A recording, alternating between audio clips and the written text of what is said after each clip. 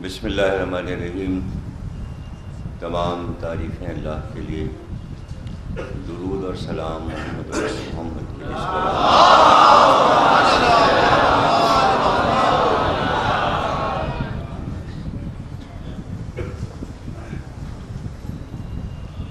مجلس کا موضوع مرحوم کی سیادت کی مناسبت سے اگر حضرت امام موسی کاظم صلوات اللہ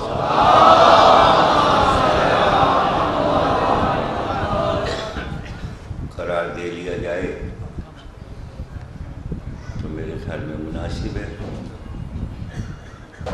اور بہت کم موقع ملتا ہے کہ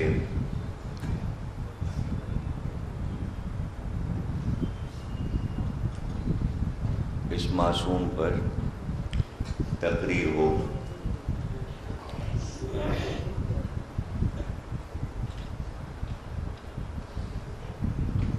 ساتھ میں امام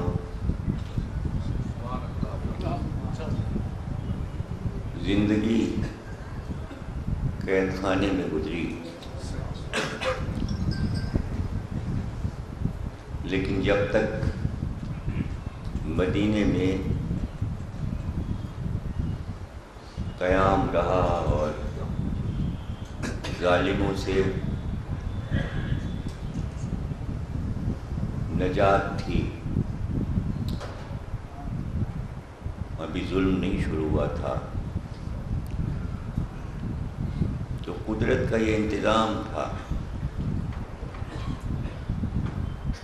کہ جس معصوم کو قید خانے میں جانا ہے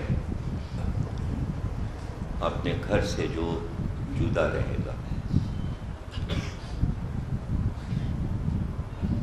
تو ان برسوں میں قدرت نے اولاد کی دولت سے مالا مال کر دیا۔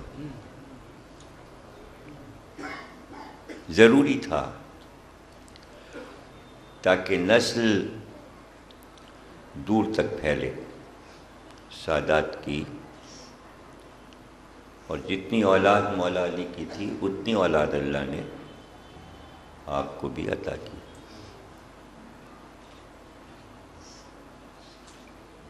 18 بیٹے، 18 بیٹیاں۔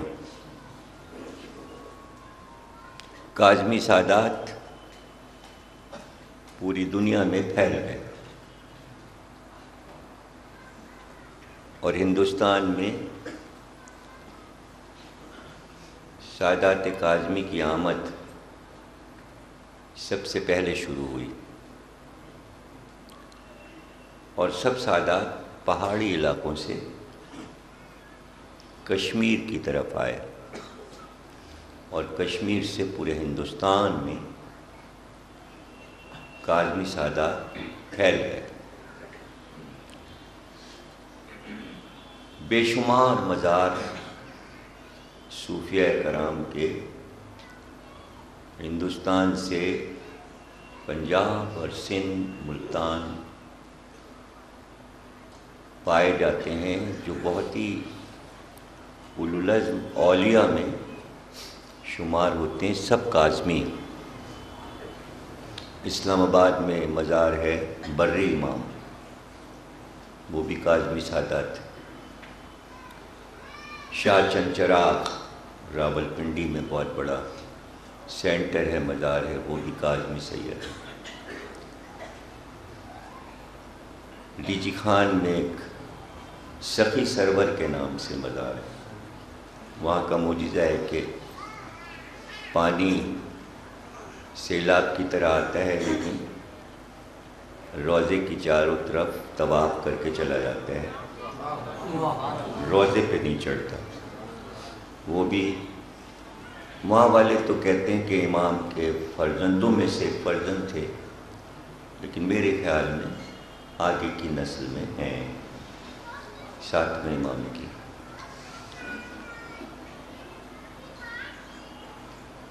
تو یہ انتظام اس لیے تھا کہ قید میں جانے والا امام اور اس کی نسل کی حفاظت، چونکہ سادات کا قتل شروع ہو گیا تھا امام حسن کی اولاد سے، اور اب 7ویں امام کے دور تک بادشاہوں کے قلعے بن رہے تھے، محل بن رہے تھے، اور ان کی دیواروں میں سادات چنے جا رہے تھے۔ ایسے عجیب و غریب مظالم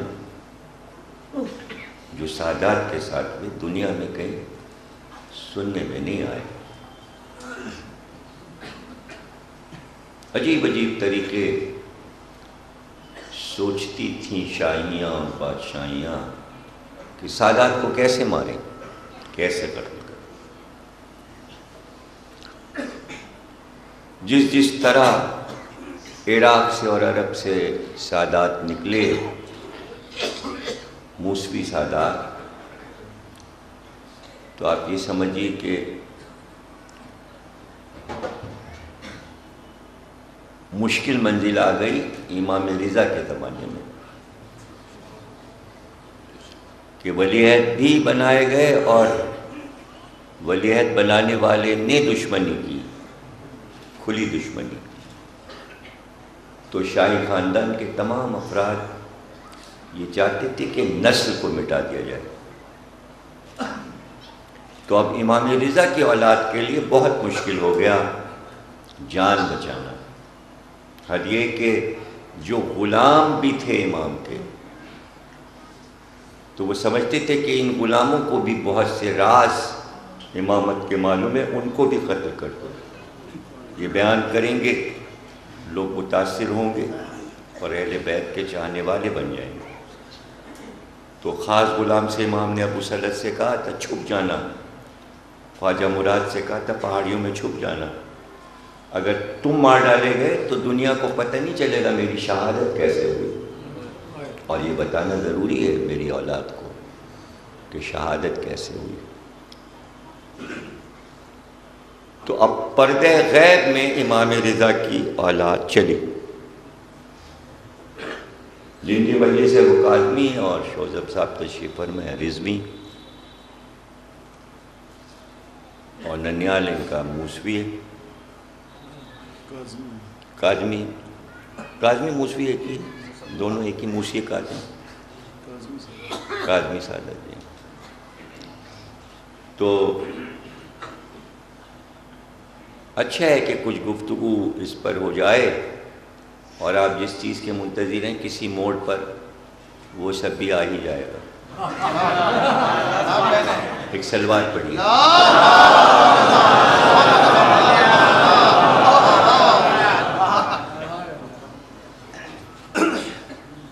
تو اب امام کے فرزند اس طرح پوشیدہ رکھے گئے رضوی کہ ظالموں کو نہ پتہ چلے، ظاہر نہ ہو کہ امام کے کتنے بیٹے تھے۔ تو اب چونکہ تقیے میں بیٹوں کی پرورش ہو رہی تھی، اس لیے لکھنے والوں نے تقیے میں لکھا کہ امام رضا کے صرف ایک بیٹا امام محمد تقی تھے، اور شیخ مفید نے بھی لکھ دیا۔ تو اب بعد کے علماء نے اسے رٹ لیا کہ ایک ہی بیٹا تھا، رضوی سادات ہوتے ہی نہیں۔ بھائی کیسے؟ دلیل تو یہ نا کہ جہاں کوثر ہے تو وہاں تو کثرت نسل ہونا چاہیے، آپ نسل کو محدود کیسے کر رہے ہیں؟ تو بہت سے علماء جیسے فخر سمجھتے ہیں کہنا ایک ہی بیٹا تھا امام رضا کا، چونکہ شیخ مفید نے لکھ دی۔ بھائی تقیے میں لکھا ہے، انہوں نے تقیے میں لکھا ہے۔ ابھی یہ زار زید پوری کے برسیوں کی کتاب چھپی، اس پہ پیشتر میں نے لکھا ہے، تو اس میں میں نے بتایا ہے رضوی سادات کیسے پھیلے اور ہندوستان میں کیسے آئے۔ 5 بیٹے امام رضا کے تھے، ثبوت کے لیے قبریں موجود، پتھر لگے، اور ایران میں تو سب سے بڑی دلیل آیت اللہ مرشی کو سمجھا جاتا ہے کہ وہ شجرے کے ماہر تھے. انہی سے پوچھ کے ہر امام زادے کی قبر پہ تختی لگتی تھی. تو ان کی نگرانی میں یہ کام ہوا کہ 6 بیٹوں کے مزار بھی بنے, قبر بھی ہے, اور ابھی تک علماء یہ کہہ رہے ہیں ایک ہی بیٹا تھا. ایک اصول سا بن جاتا ہے یہ کہ جو سب کہہ رہے ہیں وہی کہو. اگر اس سے الگ کہو گے تو کہیں گے باغی ہے اور جھوٹ بول رہا ہے, اپنی طرف سے کہہ رہا ہے. یہ ایک ایسے مشکل منزل سے آل محمد گزرے ہیں کہ جہاں اس سے قیمتی جملہ تاریخ میں ہمیں نہیں ملا کہ ابن ابی الحدید معتزلی نے کہا کہ علی کی ذات وہ ذات تھی کہ جہاں دوستوں نے علی کے فضائل اس لیے چھپائے کہ قتل کر دیے جائیں گے, دشمنوں نے اس لیے چھپائے بیان نہیں کرنا چاہتے تھے. تو اب دو ہی تو ہوتے ہیں گروہ, یا دوست ہوتے ہیں یا دشمن, اور دونوں علی کے فضائل بیان کرنے کو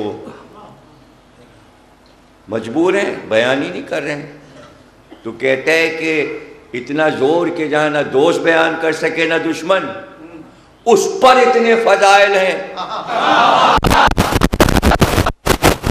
اور کھانا کھا لیجئے اور گواہ بن جائے. کہاں عرب میں ولیمہ وغیرہ ہوتا تھا؟ کس کو پتا تھا ولیمہ کیا چیز ہے؟ پھر رسول اللہ کی شادی میں جناب خدیجہ نے کھانا دیا تھا.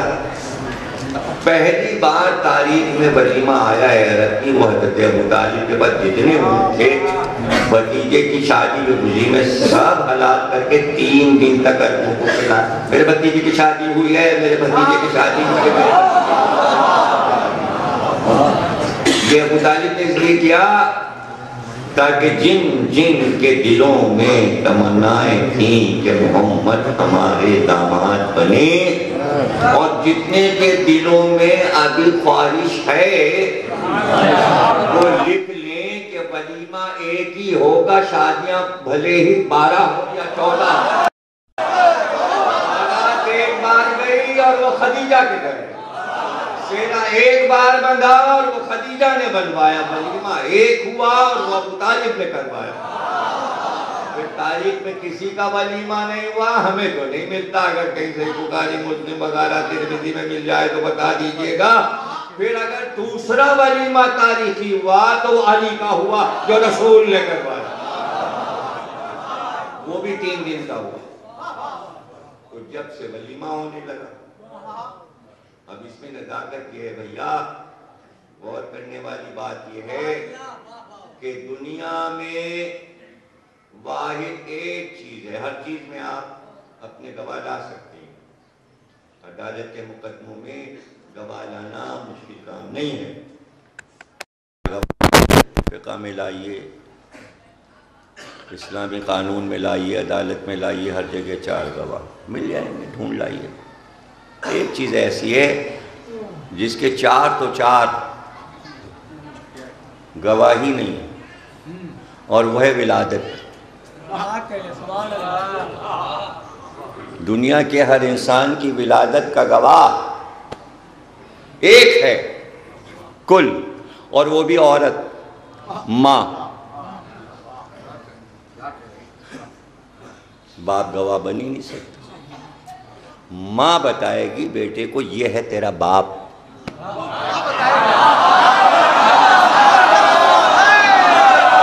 ماں بیٹے سے کہلواتی یہ تیرا ابو ہے, یہ تیرا باپ ہے. اب اس کی مرضی جسے کہلوا دے.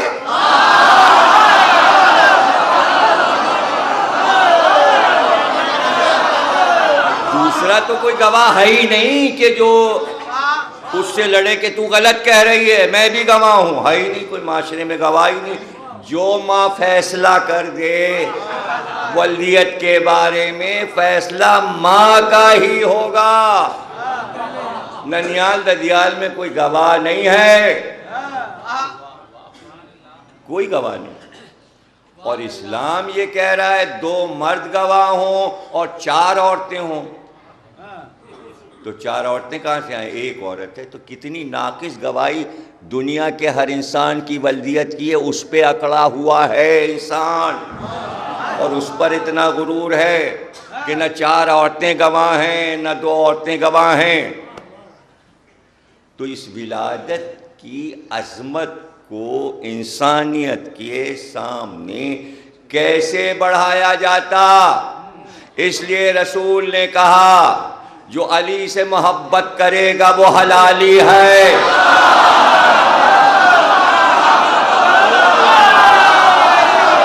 اور جو علی کا دشمن ہے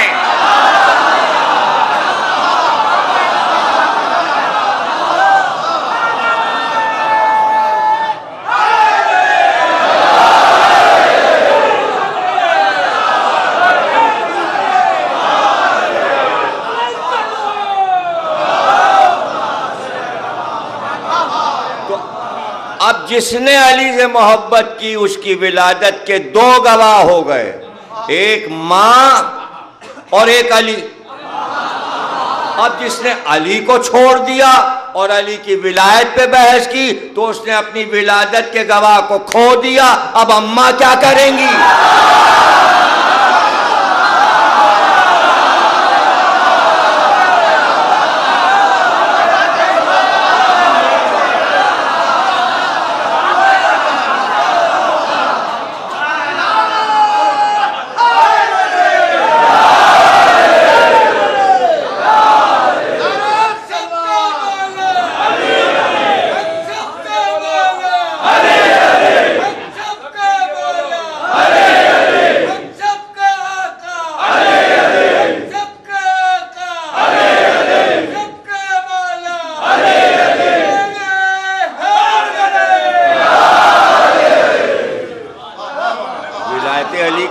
میں کوئی رسول اللہ کا فائدہ تھا یا کوئی علی کا فائدہ تھا؟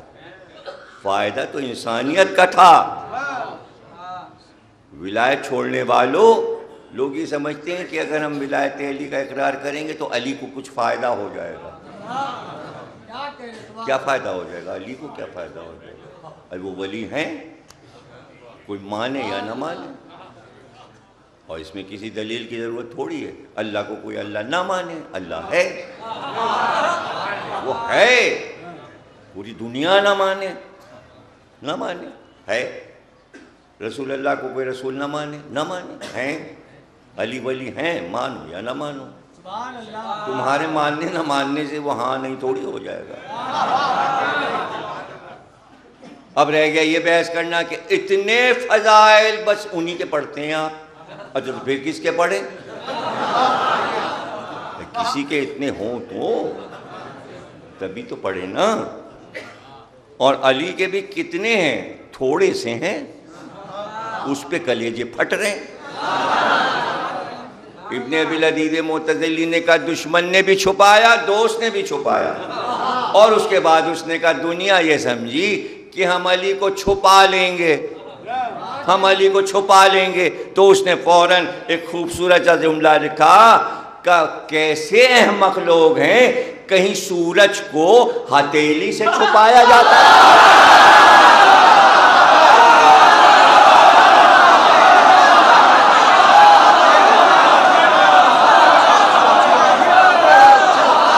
سورج ہتھیلی سے نہیں چھپایا جاتا.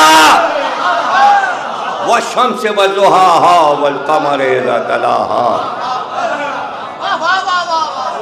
اور پھر اس نے کہا آپ علی کے فضائل کی وہ شیعہ نہیں ہے، معتزلہ فرقے کا ہے، عباسیوں کے ساتھ ہے. کیسے علی والا بن گیا؟ اس لیے کہ بغداد میں جو عباسی خلفاء نے لاکھوں کتابیں جمع کر کے کتب خانہ بنایا تھا، اس کا منتظم اسے بنا دیا. تو ایک ایک کتاب اس نے وہاں پڑھے کتب خانے میں پڑھی.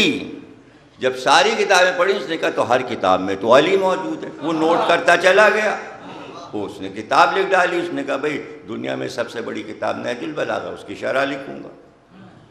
اور اس کا پیش لفظ اس نے مختصر سا لکھا کتاب تو پوری ہے ہی مولا علی. اس نے کہا پیش لفظ چھوٹا سا ہو اور ایسی باتیں ہوں کہ لوگ پڑھ پڑھ کے تڑپ جائیں. اسی میں سے سنا رہا ہوں پیش لفظ میں سے. کتاب کے اندر کی باتیں تو کل پڑھ چکا میں بیان الدولہ میں. یہ پیش لفظ میں وہ لکھ رہا ہے. کہہ رہا ہے کیا فضائل کی باتیں کرتے ہیں. وہ کہتا ہے کہ کائنات میں جتنی بلندیاں ہیں وہ جب تک علی کی طرف نہ جھکیں بلندیاں بنتی ہی نہیں.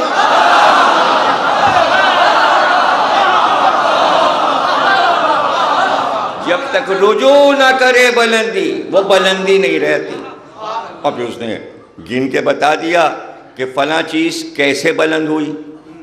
عدالت کیسے بلند ہوئی, بارگاہ میں آ گئی. شجاعت کیسے بلند ہوئی, بارگاہ میں آ گئی. عبادت کیسے بلند ہوئی, بارگاہ میں آ گئی. علم کیسے بلند ہوا, بارگاہ میں آ گیا. یعنی یہ سب علی کی بارگاہ میں آ کر بلند ہوئے. بلندیاں علی کی طرف جھک جاتی ہیں. یہی علی کی سب سے بڑی بلندی ہے. اور پھر اس نے کہا جتنے اسلامی سلسلے ہیں وہ سب جا کر علی پہ ختم ہو جاتے ہیں. کہیں کوئی اپنا مظاہرہ تبلیغی کر رہا ہو اسے پوچھئے کہاں سے آ رہا ہے. وہ جب سلسلہ بتائے گا تو آخری آدمی وہی ہوگا جو علی سے لے رہا ہے. اس نے مثالیں بھی دے دیں. تفسیر قرآن مسلمانوں نے لکھی تو آخری آدمی اوپر جا کے کون مفسر ہے, ان کا عبداللہ ابن عباس. بھائی کس سے لے رہے تھے, علی کے شاگرد تھے. پتہ چلا تفسیر قرآن بھی انہی سے بٹا. ان کا علم کلام علی سے, حدیث علی سے, تصوف علی سے. تو ہر سلسلہ جا کر مولا علی پہ ختم ہو رہا ہے. یہ بھی کسی کو نہیں نصیب.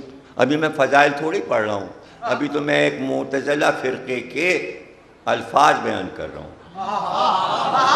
اور پھر اس کے بعد انہوں نے کہا کہ خلیفہ وقت نے خود اعلان کیا تھا جب علی مسجد میں بیٹھے ہوں کوئی فتویٰ نہ دے ورنہ ذلیل ہوگا.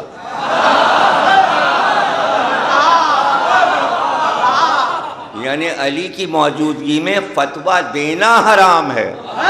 تو جب حرام ہے اسلام میں تو آپ ولایت علی پہ فتویٰ کیسے دے سکتے ہیں؟ ولایت علی پہ فتویٰ تھوڑی ہے.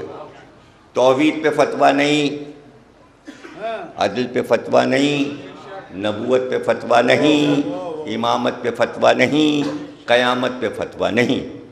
فتویٰ نماز میں ہے, روزے میں ہے, حج میں ہے, زکوٰۃ میں, جائیداد میں ہے, اپنے مسائل میں ہے. جو آپ کے ذاتی مسائل ہیں اس میں فتویٰ ہوگا. جو اللہ رسول کے مسائل ہیں اس میں کوئی فتویٰ نہیں دے سکتا, کوئی فتویٰ نہیں. تو جو مسائل ائمہ سے متعلق اس میں عزاداری آتی ہے. اس لیے کبھی ایران عراق کے علماء نے عزاداری پہ فتویٰ دیا ہی نہیں. اس لیے کہ عزاداری اصول دین میں ہے, اصول میں فتویٰ نہیں. کسی نے پوچھا بھی تو انہوں نے کہا نا بابا ہم عزاداری میں فتویٰ نہیں دے سکتے, حسین کی ماں سے ڈرتے ہیں, پتہ نہیں وہ ناراض ہو جائے. تو یہ بھی مودت کا کمال ہے, محبت کا کمال ہے. تو سلسلے جا کر علی پہ ختم ہو جاتے ہیں. فضائل میں اب پڑھ رہا ہوں اور سمجھیے کچھ بھی نہیں پڑھ رہا. فضائل علی کے اب میں پڑھنے جا رہا ہوں اور سمجھیے گا کچھ بھی نہیں پڑھ رہا. قرآن میں سورہ ہے اس جنگ پر. اس جنگ کو وادی رمل کی جنگ کہتے ہیں. تنہا علی گئے ہیں اس جنگ میں. 12,000 کے لشکر سے جنگ ہوئی ہے اور جنگ ختم ہونے سے پہلے ہی گرفتار کر لیا سب کو, چونکہ زنجیروں میں باندھا تھا. اس لیے اس لڑائی کو ذات سلاسل بھی کہتے ہیں, زنجیروں والی لڑائی. لڑائی فتح کر کے علی چلے. رسول صبح کی نماز پڑھ رہے تھے. سورہ آ کے جبریل نے کہا سورہ علم کے بعد یہ سورہ پڑھیے, والعادیات ضبحا فالموریات قدحا فالمغیرات صبحا. تیز دوڑتے ہوئے گھوڑوں کی قسم, ان کے سموں کی قسم, ان کے منہ سے گرتے ہوئے چھاگ کی قسم, اور صبح ہوتے ہوتے دشمن کے لشکر پہ حملہ کرنے کی قسم. یعنی ہر طریقے سے گھوڑے کی تعریف ہو رہی ہے اور اسی کی قسم کھائی جا رہی ہے. اور جب نماز ختم ہوئی صاحب نے پوچھا کیا نیا سورہ آیا جو آپ نے آج نماز میں تلاوت فرمایا؟ کہاں ابھی علی کی فتح کی خبر جبریل لائے تھے, اللہ نے یہ سورہ علی کی فتح پہ اتارا ہے. تو علی کی فتح کی تو تعریف ہی نہیں, علی کے گھوڑے کی تعریف ہو رہی ہے. رسول اللہ نے نماز پڑھی, سورہ علم کے بعد جو سورہ پڑھا گیا اس میں گھوڑے کی تعریف پڑھی گئی، تو نماز میں جب گھوڑا پڑھا جا سکتا ہے تو ولایت علی کیوں نہیں پڑھی؟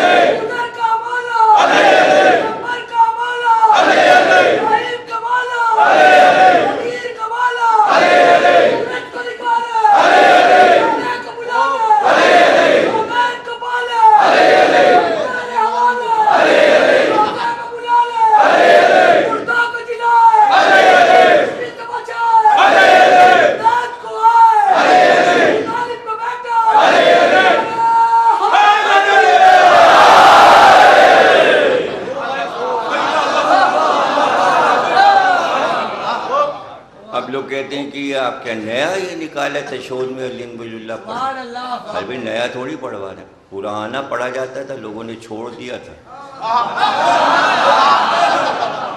تو اسے یاد دلایا جاتا ہے۔ لکھنؤ والے تو پڑھتے ہی تھے، پتہ نہیں کب چھوٹا۔ تحفہ احمدیہ کتاب ہے، سرکار ناصر الملت نے تشہد اس میں لکھا ہے، 4 معصومین کا نام ہے کہ تشہد میں لیے جائیں، اور مولا علی کا نام بھی۔ کتاب موجود ہے، یہیں لکھنؤ کی چھپی، دیکھ لیجئے، پرانی ناصر الملت، یعنی شوذب صاحب کے والد طاہر میاں کے سگے نانا اور ان کے پردادا ہوئے شوذب صاحب، یہیں لکھنؤ آگرے میں دفن ہے، لکھنؤ کے رہنے والے تھے، حکومت تھی شریعت کی ان کی، تو تشہد لکھا ہوا موجود ہے، چھپا ہوا لکھنؤ، پڑھا جاتا تھا مسجد کوفہ میں۔ وہ پڑھاتے تھے کہ نہیں پڑھاتے؟ مسجد کوفہ کہاں؟ وہ کوفہ نہیں، ادھر کاظمین لکھنؤ، یہاں بھی مسجد کوفہ، 90 در کی مسجد بھی کہتے ہیں۔ وہاں ناصر ملت نماز پڑھاتے تھے، واز کرتے تھے، تو پڑھاتے تھے۔ یہ چھوڑا کس نے؟ کس نے چھوڑا؟ اس سے پہلے بھی پڑھا جاتا تھا، رسول اللہ نے پڑھا، حضرت علی نے پڑھا، جناب سیدہ نے پڑھا، ہر امام کا تشہد موجود ہے۔ امام صادق سے کسی نے پوچھا تشہد میں کیا پڑھیں؟ امام نے کہا جو چاہے پڑھو، جو چاہے پڑھو، جو چاہے کہہ کے بتا دیا کہ سب سے بہتر کیا ہوگا۔ جو چاہے میں کہو گے کہ بھئی یہ والی دعا پڑھ لیں، وہ والی دعا پڑھ لیں، یہ آیت پڑھ لیں، تو ہر طریقے سے یہی سوچو گے کہ علی سے بہتر افضل کوئی چیز ہوگی نہیں، تو پڑھ لو، اس میں علی کا نام لے لو۔ اور اتنے بیانات معصومین کے کہ امام نے فرمایا کہ جیسے ہی لا الہ الا اللہ کہو تو محمد رسول اللہ واجب ہو جاتا ہے، اور جیسے ہی دونوں کلمے پڑھ چکو تو علی ولی اللہ واجب ہو جاتا ہے۔ اس لیے واجب ہو جاتا ہے کہ اللہ نے سسٹم ایسا رکھا ہے کلمے کا کہ کلمہ عربی میں کہتے ہیں 3 ٹکڑوں کو، اگر 2 ٹکڑے ہیں تو ناقص، 1 ٹکڑا ہے تو ناقص، وہ کلمہ نہیں ہے۔ جب 3 ٹکڑے آپس میں ملائے جائیں تب کلمہ بنتا ہے۔ پھر دوسری شرط بھی رکھ دی، ایسا نہ ہو کہ لوگ اپنے اپنے 3 کلمے بنا لیں۔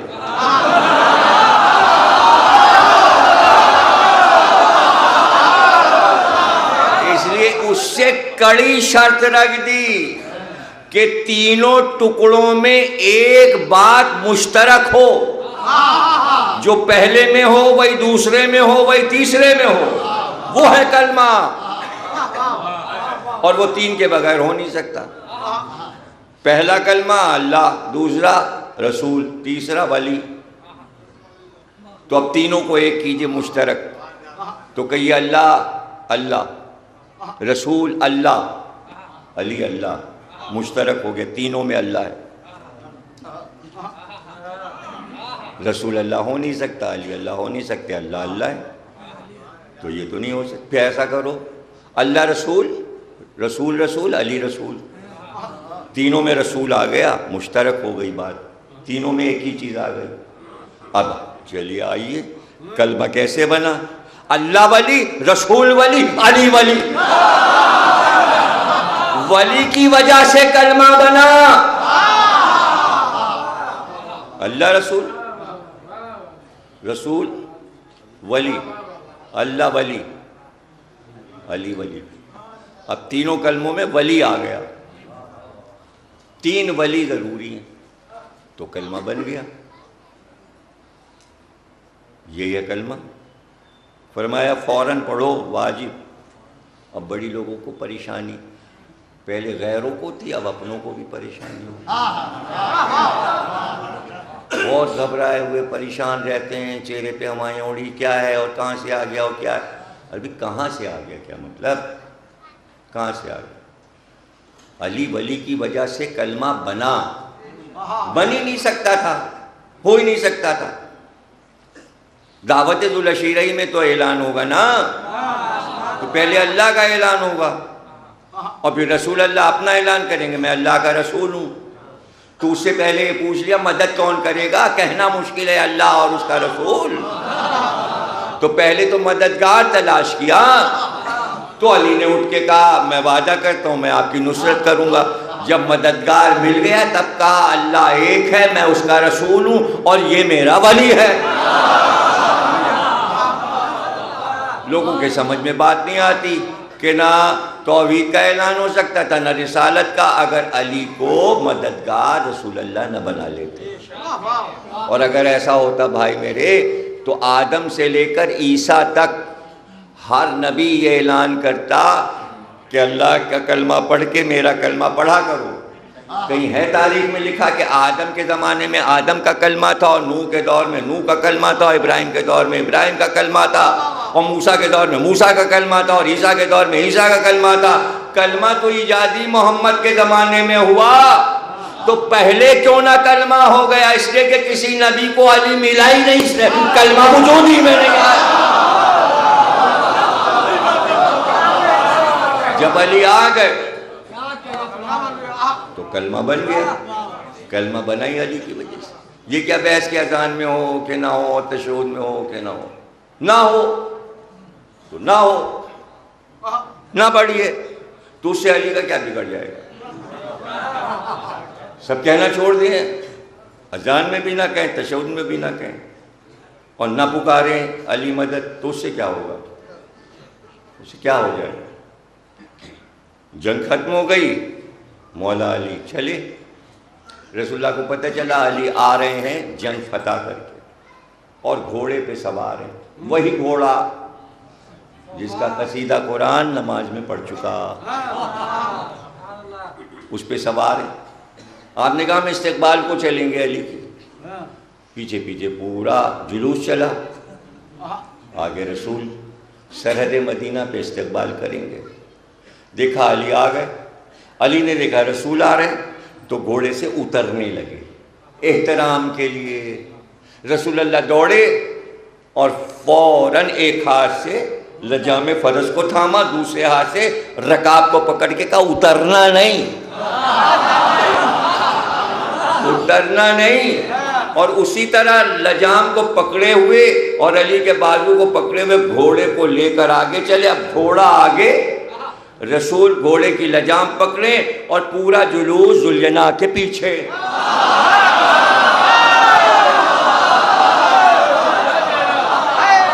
مدینے میں جلوس داخل ہو رہا ہے، گھوڑے کا جلوس، داخل ہو رہا ہے، جس کی تعریف قرآن کر چکا، اور رسول اللہ فرماتے جا رہے ہیں علی کا چہرہ دیکھ دیکھ کر، اور سب سن رہے ہیں، یا علی آج تم نے اتنا بڑا کارنامہ کیا ہے کہ میرا دل چاہتا ہے کہ آج میں تمہارے وہ فضائل پڑھوں جو اب تک نہیں پڑھے۔ تو اس کے معنی جو فضائل ہو چکے آج پتہ چلا کہ اس کے علاوہ بھی ہیں، وہ بدر میں، احد میں، خندق میں، خیبر میں، حنین میں، فتح مکہ میں سب ہو چکے، اس کے بعد پتہ چلا اور ہیں، لیکن پھر فرمایا لیکن نہیں بیان کروں گا، اس لیے کہ اگر بیان کر دیا تو جیسے عیسیٰ کو خدا کہتے ہیں، یہ قوم تم کو خدا کہنے لگے گی۔ لیجئے سنانے والے تھے اور نہ سنایا، اچھا ہوتا سنا دیتے تو نصیری مذہب چل رہا ہوتا، یہ سب نصیری ہو جاتے کتنا اچھا لگتا، وہابی کے بجائے اگر نصیری ہو جاتے تو اچھا لگتا۔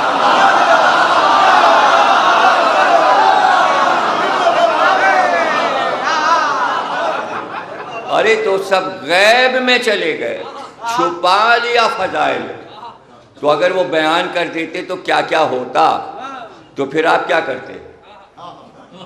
تو تھوڑے سے جو رہ گئے وہی تو ہیں، وہی تو بیان کر رہے ہیں، سب تو رسول اللہ نے چھپا لیے، دوستوں نے چھپائے وہ الگ، دشمنوں نے چھپائے الگ، رسول اللہ نے چھپایا الگ، اور وہ اس ڈر سے چھپایا کہ یہ امت کبھی کچھ بن جاتی ہے کبھی کچھ بن جاتی ہے، تو اگر ابھی پڑھ دیا تو اب یہ سب نصیری بن جائیں گے، اور یہ نصیری بن جائیں گے تو پھر سقیفہ ہوئے گا نہیں، اور پھر خلافت چلے گی نہیں، تو اس رخ پہ جانا تھا امت کو۔ نصیری تو کہیں اور پیدا ہونے تھے، نصیری تو پکے پیدا ہونے تھے نا، کہ جو اپنے بیٹے کی موت سے بھی نہ ڈرے، علی والا ہے تو بچ جا، دنیا کے خدا کا بندہ ہے تو مر جا، اچھا تو اللہ کو مار دینا چاہیے، یہ تو شرک والا بچہ ہے، فوراً ملک الموت آئے، روح قبض، بچہ مر گیا، نصیری ہوتے ہی نہیں، اللہ بچا رہا ہے بچوں کو، نصیری بڑھ رہے ہیں، یہ تو اللہ کے ہاتھ میں تھا کہ نصیری بنتے ہی نہ، بنے کیوں؟ جب وہ چیلنج کر کے کہہ رہے ہیں تو اب لوگوں کو گھبراہٹ ہوتی کہ صاحب آپ ممبر پہ نصیری کا ذکر کیوں کرتے ہیں؟ میں کیا کرتا ہوں، سارے شاعروں کا دیوان اٹھا کے دیکھ لیجئے، کوئی ایسا لکھنؤ کا شاعر ہے جس نے اپنے شعر میں نصیری کا ذکر نہیں کیا، چاہے وہ سالک صاحب ہوں، ماہر صاحب ہوں، منظر صاحب ہوں، تصویر صاحب ہوں، شہید صاحب ہوں، جس کا بھی قصیدہ سلام ہے ہر ایک کے شعر میں نصیری ہے، پتہ نہیں نصیری سے کیا دلچسپی، منظر لکھنوی توبہ توبہ نصیری، جناب عباس پر بھائی عباس کو دیکھ کے کہیں نصیری خدا نہ کہنے لگے، کیسے کیسے شعر نصیریت سے نکلے، تو لوگ سمجھنے کی کوشش نہیں کرتے نصیری ہے کیا، نصیری بنے کیوں، اس لیے کہ جب عیسیٰ کو خدا اور خدا کا بیٹا کہا گیا تو اللہ نے آیت اتاری عیسیٰ پہ، عیسیٰ کیا تم نے خود ان سے کہا ہے کہ تمہیں خدا یا خدا کا بیٹا کہا جائے؟ تم نے سکھایا انہیں؟ عیسیٰ نے کہا نہیں میں بری ہوں، میں نے نہیں کہا۔ علی کو ایک قوم خدا کہنے لگی، کہیں سے کوئی آرڈر اللہ میاں کا نہیں آیا کسی طرف سے، علی یہ تمہیں خدا کیوں کہہ رہے ہیں؟ اس کے معنی یہاں پر اللہ چپ ہے،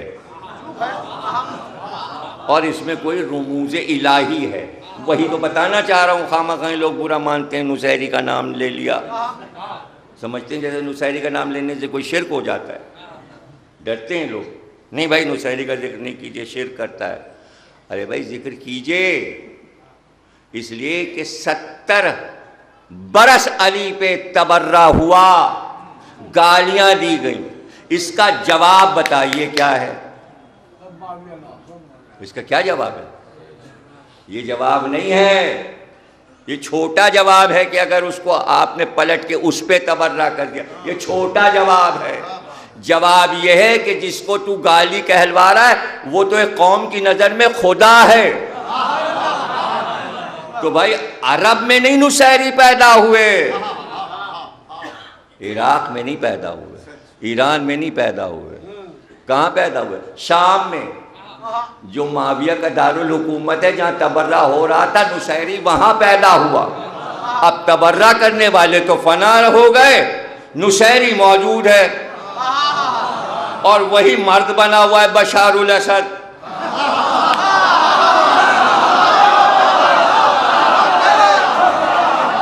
نصیری اڑا ہوا ہے۔ اب کہیے نصیری کو برا؟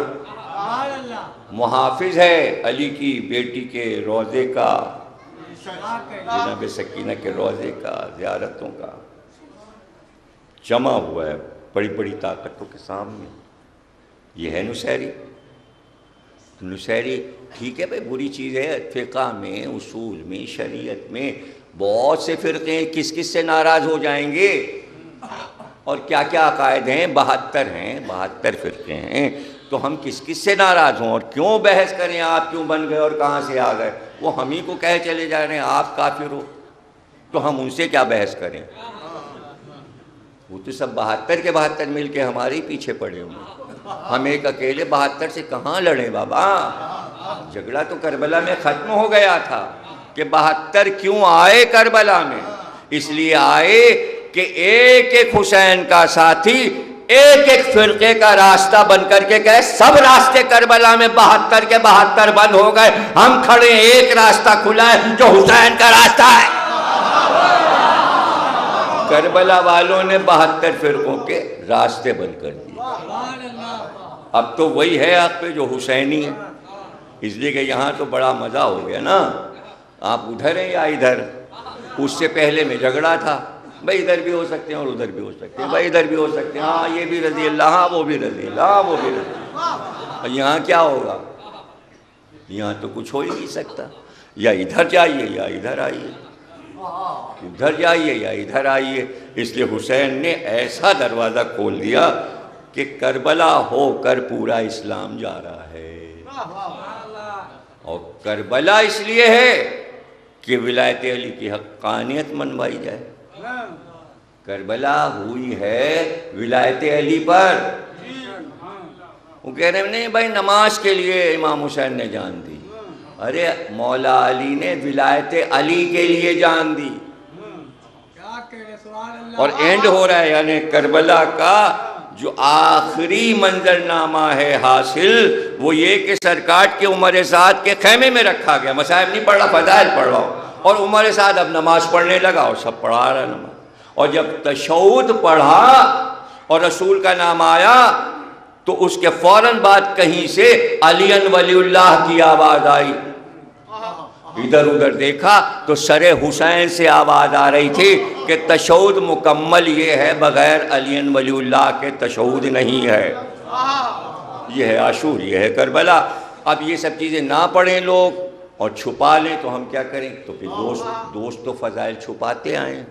ابھی پہلے تو جان کا خوف تھا، اب کاہے کا خوف ہے؟ وہ ہمیں بتا۔ ہاں جناب کا خوف ہے، کسی بھی جناب کا خوف ہوئی، اس میں کیا خوف کی بات ہے؟ کہیے اگر کہنا ہے، اور اس میں تو میں کہتا ہوں اس میں پکارنے کی کیا ضرورت ہے، کہہ کے کہنا کیا، کہہ کے کہنا کیا؟ جس کے دل میں محبت ہے وہ چپکے سے کہہ رہا ہے اور دوسرے کو بتا ہی نہیں رہا۔ ابھی حیدر میاں پڑھ رہے ہیں علی ولی اللہ، کاہے کو بتائیں ہم کو کہ ہم نے پڑھا تھا کہ ہم جھگڑا کریں؟ پڑھ لیا انہوں نے چپکے سے، آپ کیا کر سکتے ہیں؟ یہ پڑھتے ہیں، انہوں نے بتایا ہی نہیں، تو معلوم کتنے پڑھ رہے ہوں گے، بتائیں کیوں؟ تو اس میں شور شرابے کی کیا ضرورت ہے؟ اذان میں پڑھیے، تشہد میں ایک اہل سنت بہت بڑے قائد ملت ہیں، وہ وہاں کے صوفی بزرگ ہیں، 65 مزاروں کے انچارج ہیں، تو وہ میرے معتقد ہو گئے، تو مجلس سے پڑھنے لگے میرے کیسٹوں سے، تو بہت ہی محبت کرنے لگے۔ تو میں نے ان سے پوچھا کیا آپ کی نماز کیسے ہوتی ہے؟ کہنے کسی کو بتائیے گا نہیں، ہماری نماز بتائی تھوڑی جاتی ہے، تصوف میں نماز کا طریقہ نہیں بتاتے، میں تو ہم کو تو بتا دیجئے، ہمیں تو بتا دیجئے۔ کہنے دیکھیے ہمارے ابا بھی ایسے ہی پڑھتے تھے، دادا بھی، اور ہم بھی پڑھتے تھے۔ کیسے؟ کہنے حجرہ بند کرتے ہیں، وضو کیا، نیت کیا، جو سی نماز پڑھنی اس کا قیام کیا، سورہ الحمد پڑھا، پھر سورہ پڑھا، اس کے بعد کہا علی علی علی علی علی علی علی علی علی، پھر رکوع میں گئے علی علی علی علی علی علی علی، پھر قیام کیا علی علی علی علی، پھر سجدے میں گئے علی علی علی علی، پھر سلام پھیرا علی علی علی، نماز ہو گئی۔ یہ ہمارے یہاں کی نماز ہے۔ آپ لوگ یہ والی نہ پڑھیے گا ورنہ جناب سے کوئی شکایت کر دے گا کہ ایسی نماز درگاہ میں پڑھنے لگے۔ اپنی والی پڑھیے گا جو پڑھ رہے ہیں، اور اگر علی ولی اللہ کہنا ہو تو چپکے سے کہیے گا، کسی کو بتائیے گا نہیں، کہہ لیجیے گا۔ اس لیے کہہ لیجیے گا کہ وہ شجرے کی پاکیزگی ہے، شجرے کی پاکیزگی ہے۔ تو علی کو میزان بنایا تھا کہ محشر میں، شیخ صدوق نے لکھا ہے اپنی امالی میں، یاد آ گیا مجھے، کہ سب کو ماں کے نام سے پکارا جائے گا۔ محشر میں باپ کا نام نہیں پکارا جائے گا، غیرت کی وجہ سے، کہ اگر باپ کا نام پکار لیا گیا تو اللہ وہ والا باپ تھوڑی پکارے گا جسے آپ سمجھتے تھے دنیا میں۔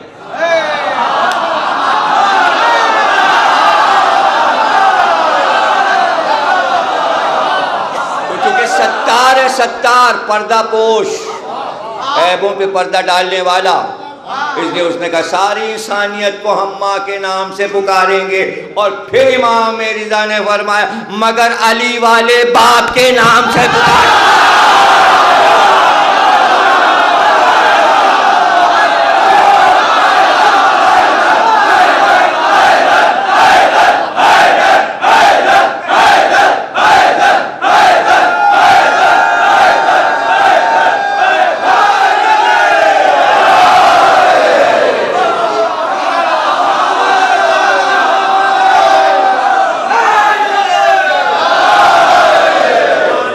اللہ بھی علی والوں کے شجرے کی طہارتیں جانتا ہے۔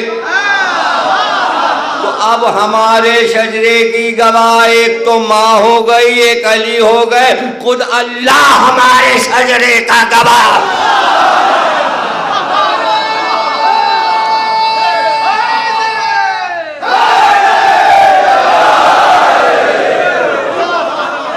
کیوں ہمارے شجرے کا گواہ اللہ بن رہا ہے اور رسول کیوں علی کو گواہ بنا رہے ہیں؟ یہ ہماری محنتوں کا ثمر ہے کہ جہاں ملامتیں ہو رہی تھیں علی سے محبت کرنے پر اور ہم جمے رہے، یہ اس کا انعام ہے۔ چونکہ مشکل کام تھا نا تو انعام بھی بڑا ہے، اس میں کیا بات ہے جلنے کی اور حسد کرنے کی؟ تو یہ انعام ہے اللہ کی طرف سے کہ ہم گواہ ہیں، علی گواہ ہیں۔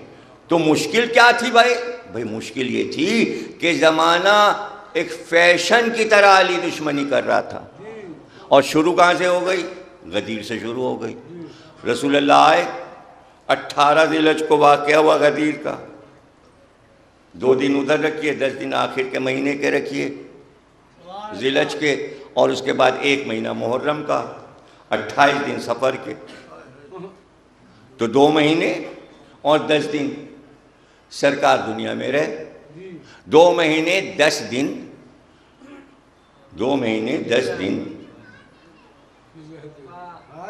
رسول اللہ نے جو نماز پڑھی غدیر کے بعد وفات تک، ہر تشہد میں علی ولی اللہ کا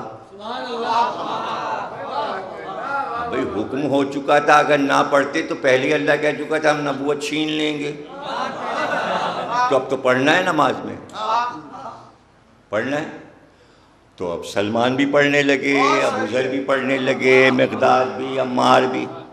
تو کچھ لوگوں نے سنا، اب سلمان اور ابو ذر زور سے تشہد پڑھتے تھے تاکہ سب سنے مسجد والے، علی ولی اللہ زور سے۔ تو آ کے رسول اللہ سے کہنے لگے ان کو دیکھیے وہ تشہد میں علی ولی اللہ پڑھ رہے ہیں، وہ دور یہ دور برابر ہی ہے بس۔ یا رسول اللہ سلمان ابو ذر تشہد میں علی ولی اللہ پڑھ رہے ہیں، تو رسول نے جلال سے کہا تم نے اب تک نہیں شروع کیا؟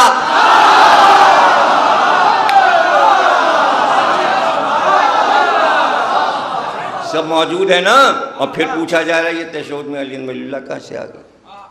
اچھا اگر نہ پڑھیے تو ہم تھوڑی زبردستی کر رہے ہیں۔ ان کا نہیں، وہ تو لکھا نہیں کسی نے، فتویٰ نہیں ہے۔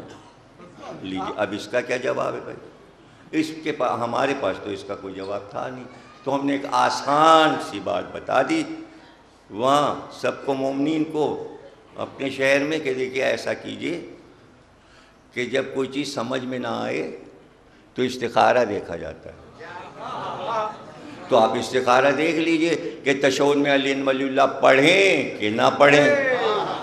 تو کہنے یہ کیسے ہوگا؟ میں کہا کیوں؟ کہنے اگر منع آ گیا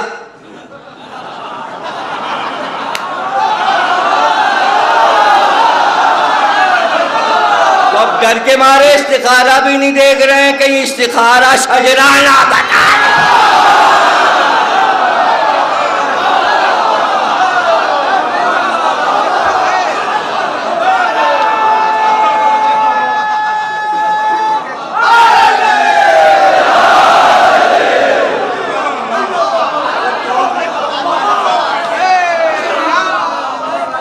محبت کے معنی یہ ہیں کہ محبت علی سے کرنا، دنیا رسول اللہ سے سیکھے۔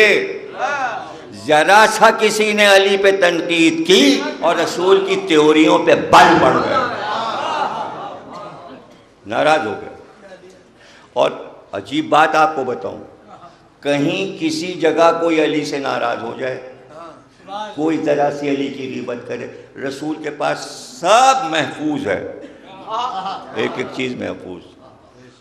خیبر میں ایک صحابی برہ مر گئے، ان کی نماز جنازہ شروع ہوئی، سب نے کہا رسول اللہ چلیے برہ کا جنازہ تیار ہے، نماز پڑھ دیجیے۔ رسول اللہ آئے، جماعت لگ گئی، سب نے کہا پڑھائی، کہا جب تک علی نہیں آ جائیں گے میں نماز جنازہ اس کی نہیں پڑھاؤں گا۔ صحابی رسول اللہ کیوں؟ کہ برہ نے ایک بار اونچی آواز سے علی سے بات کی تھی، علی آ کے اسے معاف کر دیں پھر میں نماز جنازہ پڑھاؤں۔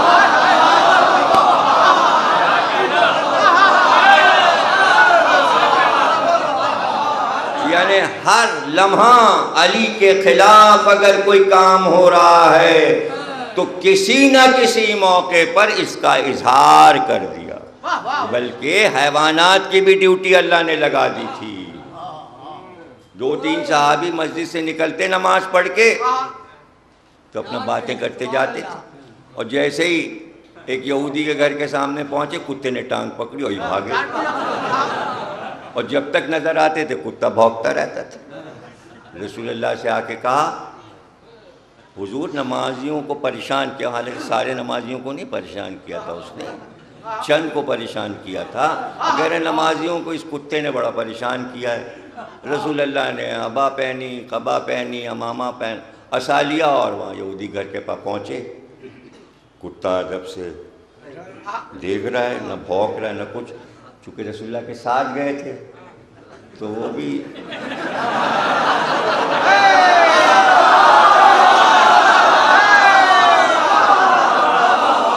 رسول اللہ نے کتے سے کہا بھائی تو کیوں ان ہمارے صحابیوں پہ بھونکتا ہے روز اور ان کی ٹانگ پکڑتا ہے؟ کتا عربی بولنے لگا، کہنے لگا یا رسول اللہ یہ لوگ مسجد سے نماز پڑھ کے نکلتے ہیں تو علی کی غیبتیں کرتے ہوئے جاتے ہیں۔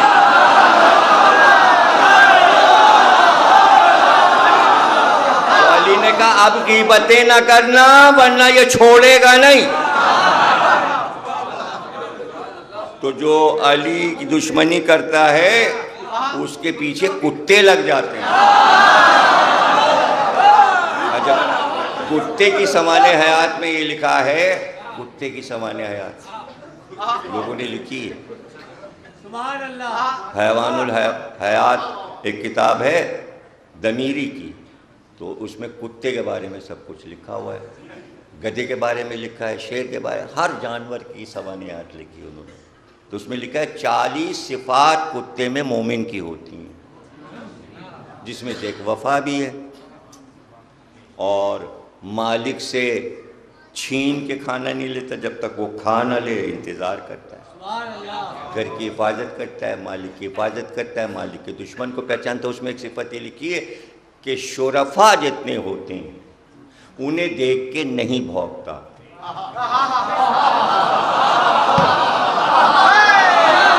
شریفوں کو پہچانتا ہے، فوراً دو ملانے لگے۔ تو 40 صفات تفسیر قرآن میں ایک آیت جو کتے کے بارے میں، اس میں بھی نیچے مفسرین نے یہ صفات لکھی ہیں کتے کی۔ تو وہ بھی غصہ کر رہا ہے کہ علی کی غیبت کر رہے ہو، علی کی غیبت کر رہے ہو۔ تو اسی طرح گدھے کا چیپٹر بھی ضمیری نے لکھا ہے، تو اس میں ایک عجیب قصہ لکھا انہوں نے لکھا ایک دھوبی تھا، اس کے 2 گدھے تھے، ان پہ کپڑے لاد کے دریا پہ جاتا تھا، سکھاتا تھا، واپس لاتا تھا، اور جب گھر آتا تھا تو ایک گدھے کا نام رکھا تھا اور ایک گدھے کا نام رکھا، اور دونوں کے نام لے لے کے ڈنڈے مارتا تھا گدھوں کو۔ کبھی اس کا نام لیا اور خوب چلا رہا ہے، اور پڑوس میں رہتے تھے امام صاحب،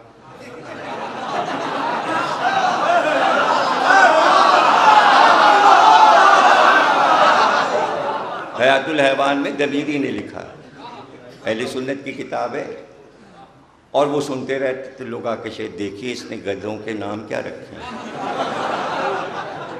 وہ کہتے تھے اب کیا کیا جائے، اور یہ مارتا بھی ہے اور برا بھلا بھی کہتا نام لے لے کے، حالانکہ اپنے گدھوں کو کہہ رہے تو قانونی طور پہ کوئی چارہ جو ہو ہی نہیں سکتی، وہ کہے گا ہم نے اپنے گدھوں کا نام رکھا ہے۔ آپ کیا سمجھ رہے ہیں؟ ایک دن اتنا مارا گدھے کو کہ ایک گدھا مر گیا۔ تو لوگوں نے آ کے کہا قبلہ آج اس دھوبی نے ایک گدھے کو اتنا مارا کہ وہ مر گیا۔ تو انہوں نے کہا وہ والا مرا ہوگا جو نمبر 2 تھا۔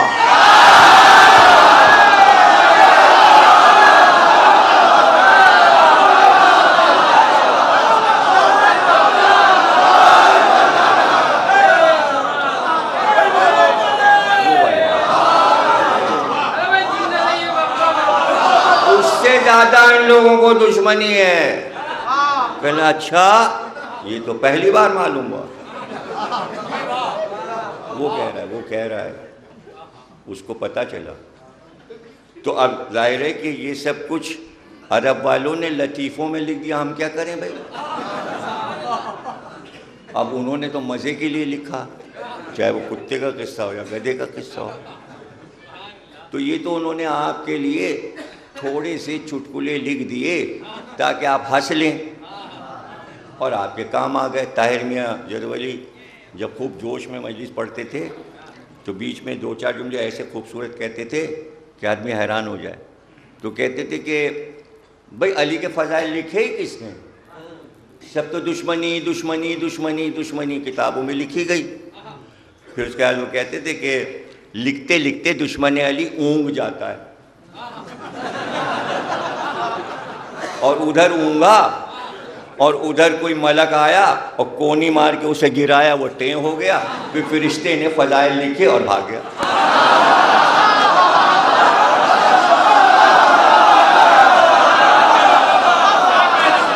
ورنہ صحیح بخاری میں علی کے فضائل آ گئے، صحیح مسلم میں اور علی کے فضائل، ترمذی شریف اور علی کے فضائل، مسند احمد بن حنبل اور علی کے فضائل،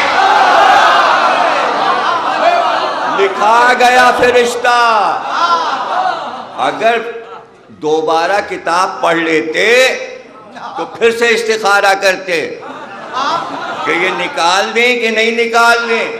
لکھ دیا کہ خیبر کے دن رسول نے فرمایا کہ کل علم مرد کو دیں گے۔ ارے یہ لفظ لکھ کر امام بخاری نے خود ہی تبرہ کر دیا کہ جو پہلے جا رہے تھے کیا مرد تھے کہ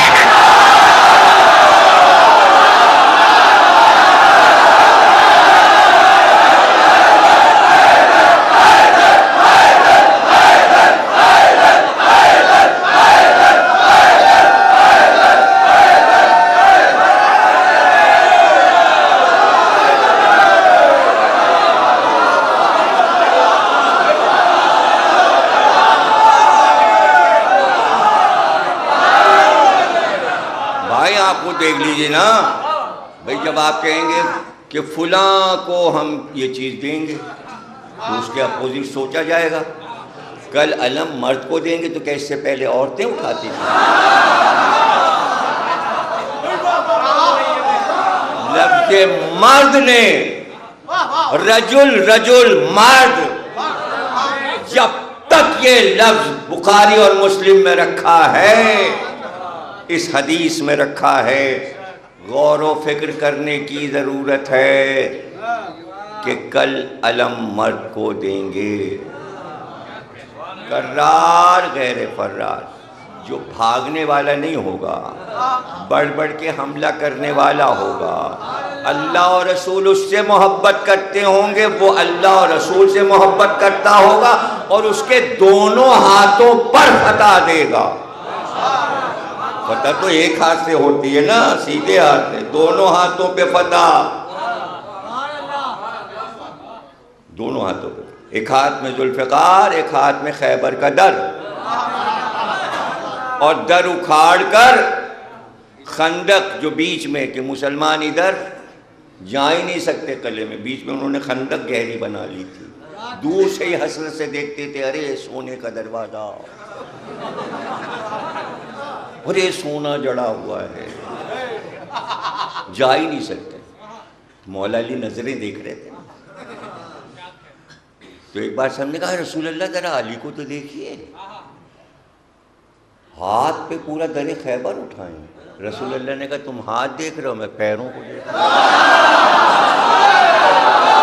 اب جو دیکھا تو پیر ہوا پہ بلند، یعنی طاقت کے استعمال میں علی نے زمین کی مدد نہیں لی، اس لیے کہ ابو تراب ہیں، زمین بیٹی ہے، باپ بیٹی سے مدد نہیں ہے. مرد کی شان ہے، مرد کی شان ہے. تم ہاتھ دیکھ رہے ہو، میں پیر دیکھ رہا ہوں. اور علی خندق میں، اور پھر دروازے کو دونوں سروں سے ملایا اور اس پہ مسلمان چلے. اب یہاں تک طاہر ولی صاحب آ گئے. جیسی خیبر طاہر میاں نے پڑھ دی، کیا کوئی پڑھے گا؟ پہلے ابن حسن نونیروی صاحب پڑھتے تھے خیبر، خوب فرمائش ہوتی تھی، سرکار خیبر، سرکار خیبر. دو فرمائشیں عجیب، سرکار خیبر، سرکار ایک زینہ اور، سرکار ایک زینہ اور. خیبر جو پڑھوانی ہے، یہ لکھنؤ کی خاص باتیں بتا رہا ہوں، شاید بچوں کو نہ معلوم ہو. تو طاہر میاں خوب خیبر پڑھتے تھے، اور جب پڑھتے تھے تو یہاں پر جب آتے تھے کہ خندق میں علی، ہاتھ پہ دروازہ، دروازے پہ لشکر، تو طاہر میاں کہتے تھے یہی موقع ہے یا علی، مولا پورا اٹھا کے یہ جہنم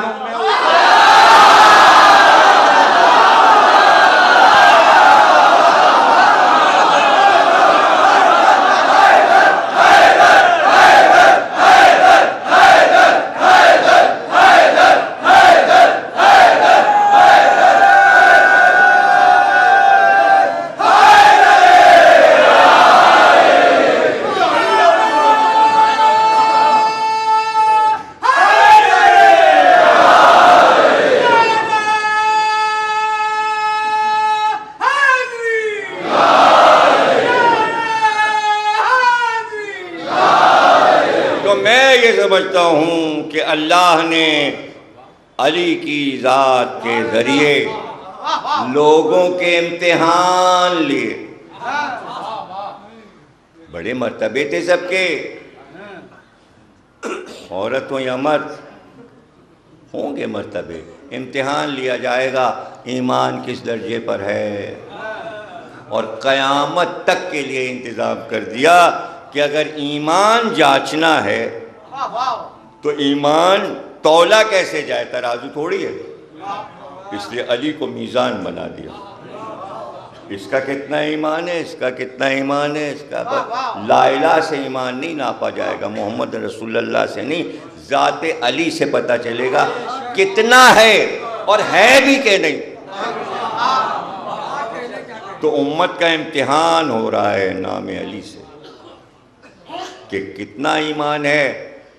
اظہار تو کرو دل میں کیا ہے. اللہ تو یہ چاہتا ہے دل کی بات سب کے سامنے آئے, اور ایسے چھپائے ہوئے ہاں یہ علی کے چاہنے والے. بولو تو, زبان تو کھولو. زبان کھلی اور آپ کو پتہ چل گیا. تو سلمان و ابو ذر کہتے تھے کہ مجمع بھرا ہوا ہے مسجد میں, اب ہم لوگ کچھ بات کرنا چاہتے ہیں اپنی پرائیویٹ, تو پتہ لگانا ہوتا تھا کہ اس میں علی والے کتنے ہیں اور علی والے کتنے نہیں ہیں.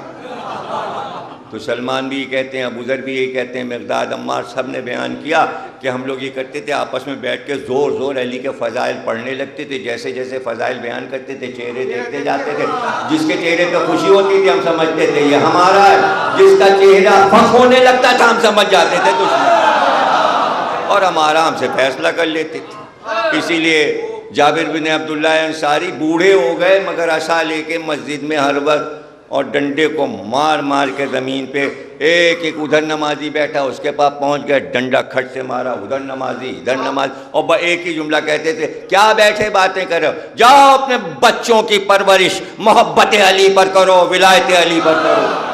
24 گھنٹے کی ڈیوٹی بنا لی تھی انہوں نے. اچھا بعد رسول ان سب نے ڈیوٹیاں لے لی تھی. جابر کا کام مسجد میں جہاں نمازی کو دیکھا کوئی آپس کی باتیں ہو رہی ہیں, کیا باتیں کر رہے ہو, بچوں کی پرورش ولایت علی پہ کرو. اچھا سینئر صحابی یہ تھوڑی کہہ سکتے تھے کیا ہر وقت ایک ہی بات کہتے رہتے ہو, کہا اور پکڑے گئے, صحابی کی توہین کرتی. اس لیے یہاں نزاکت تھی, وہ اپنا کام کرتے. عمار نے ایک ذمہ داری لے لی, سلمان کی ذمہ داری, دربار میں بیٹھے ہوئے غلط فیصلہ ہوا, چلو صحیح فیصلہ کرائیں گے, لے آئے علی کے پاس. یہ سلمان نے ڈیوٹی لگا لی.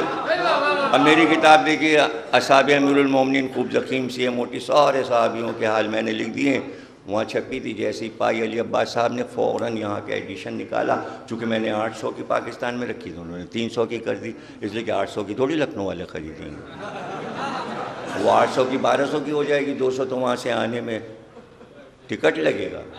تو انہوں نے ایسا عمدہ کاغذ لگایا دیکھنے میں اچھا بھی لگے اور ہلکا بھی ہو, رنگ گورا ہو, تاکہ کوئی یہ نہ کہے کہ یہ کم تر کاغذ عمدہ ہے, اور 300 کی ہے. اور میں نے حجر بن عدی سے شروع کیا, اور پھر میسم اور قمبر پہ بہت کم حالات تھے, میں نے کافی حالات قمبر کے جمع کر دیے, رشید حجری, اور آخر تک عبداللہ ابن عفیف پر تقریباً کتاب ختم کی ہے. بچے پڑھیں, بہت آپ کو ولایت علی کا لطف آئے گا کہ ان اصحاب نے ولایت علی کو پروان کیسے چڑھایا. تو اب عمار نے اپنی ڈیوٹی لے لی تھی. دیکھیے عمار کی بھی ڈیوٹی بڑی عجیب تھی. صبح سویرے صبح کی نماز پڑھ کے مدینے کے چوراہے پہ جہاں وہ ٹریفک کانسٹیبل کھڑا ہوتا ہے, گولا, تو 4 راستے جا رہے ہوتے, تو وہ آفسوں پہ بھی راستے تھے, کھیتوں پہ لوگ جا رہے ہیں, باغوں میں جا رہے ہیں, دکانوں پہ جا رہے ہیں, ادھر کا ادھر جا رہا ہے, ادھر کا ادھر جا رہا ہے. چاہے نا چوراہا, وہاں جا کے کھڑے ہو گئے. اب آتے دیکھا کون آ رہا ہے, ارے ارے سنو سنو سنو, ارے ابو موسیٰ اشعری آنے ہیں. سلمان راستہ نہیں روکو, بہت ضروری کام. جانے نہیں دوں گا. دیکھا کہ بھاگنا چاہ رہے, دوڑ کے ہاتھ پکڑ کے چوراہے پہ کھینچ کے لیا. صحابی جو ہیں, صحابی دوست, وہاں جانے بھاگنے کا تو مسئلہ ہی نہیں تھا. اور کہا اب بتاؤ غدیر خم یاد ہے؟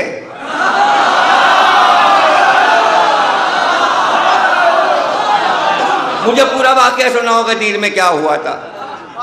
ان کا بھائی عمار تم روز آنا اسی طرح پکڑ لے تو پوچھتے ہو, ہمیں نہیں, ہمیں جانے دو, ہمیں کام سے جانا ہے, بہت دیر ہو رہی. کہ جانے نہیں دیں گے جب تک تم بتاؤ گے کہ غدیر کا واقعہ کیسے ہوا. دوست ہیں, اس میں کوئی مسئلہ ہو ہی نہیں سکتا. کوئی اعتراض کری نہ عمار پہ اعتراض کرے گا نہ ان پہ, دونوں ایک ہی طرح کے صحابی, بس ایک ہی ہے کہ شدت سے علی والا ہے. وہ کہہ رہا ہاں بھائی بتاؤ. اب وہ پکڑے میں چھوڑ ہی نہیں رہے, اتنی دیر میں مولا علی آ گئے. یہ نہج البلاغہ میں واقعہ موجود ہے, حاشیے پر پڑھ سکتے ہیں آپ. علی نے آواز دی عمار ارے جانے بھی دو اس کو, یہ چھوڑنے کو تیار نہیں تھا. مولا نے کہہ دیا جانے دو اس کو. تو اب عمار تو دلیل مانگتے نا, اس لیے علی نے فوراً دلیل دی. کہا عمار اسے جانے دو, اس نے کل اتنا دین لیا ہے جس سے اس کی دنیا چل سکے. مسلمانوں نے رسول کا اتنا دین لیا ہے جس سے یہ دنیا چلا سکے.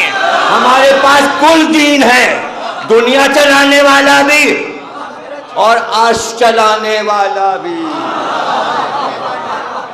ہم نے چھوڑا کچھ نہیں, کل کا کل لیا. تو اس میں غدیر بھی ہے, اس میں علی ولی اللہ بھی, اس میں اذان بھی, اس میں تشہد بھی. جسے چھوڑنا ہے وہ چھوڑ دیا. اس میں جھگڑے کی کیا بات ہے؟ آپ کا دین آپ کے ساتھ, ہمارا دین ہمارے ساتھ. بحث کی تو کوئی ضرورت ہی نہیں. اور ان کو دیکھیے کہ جتنے انصار صحابی ہیں انہوں نے بھی اپنی ڈیوٹی لے لی, اور انہوں نے رسول کے سامنے سے ڈیوٹی لی ہوئی تھی محبت علی میں. یہ ہے کہ بعد میں دباؤ میں آ گئے اقتدار کے اور خاموش ہو گئے. لیکن رسول اللہ کے سامنے جب خیبر کی جنگ فتح ہوئی اور شور ہوا کہ فاتح خیبر کی سواری اب مدینے میں داخل ہوگی, تو تمام انصار نے اپنے چھوٹے چھوٹے بیٹوں کو سر پہ امامے باندھ کے شملے لٹکایا اور دولہا بنایا, اور کہا ہم نے دولہا بنا دیا ہے تمہیں خوشی میں علی کی فتح خیبر میں, اور تمہیں کاندھے پہ بٹھا کے لے کے چلیں گے. اور تم سب, ہر باپ نے اپنے بیٹے سے کہا جب علی داخل ہوں لشکر کے ساتھ تو ہمیں بتانا علی اس میں کہاں ہیں. پہچان کروا رہے ہیں بچوں کو کہ علی کو پہچانو. تو ایک بار علی مدینے میں داخل ہوئے اور بچوں نے شور کیا اپنے اپنے باپوں کو پکار کے, یہ ہے علی, یہ ہے علی. تو ہر باپ اپنے بیٹے سے یہ کہتا تھا اگر آج تم علی کو پہچانتے نا تو ہم کیا کرتے تمہارے ساتھ. کاندھے سے اتار کے قدموں میں ڈال کر گلا کھوٹ کے یہ کہتے تیرے ماں کی خطیہ ہے, تیرے ماں کی.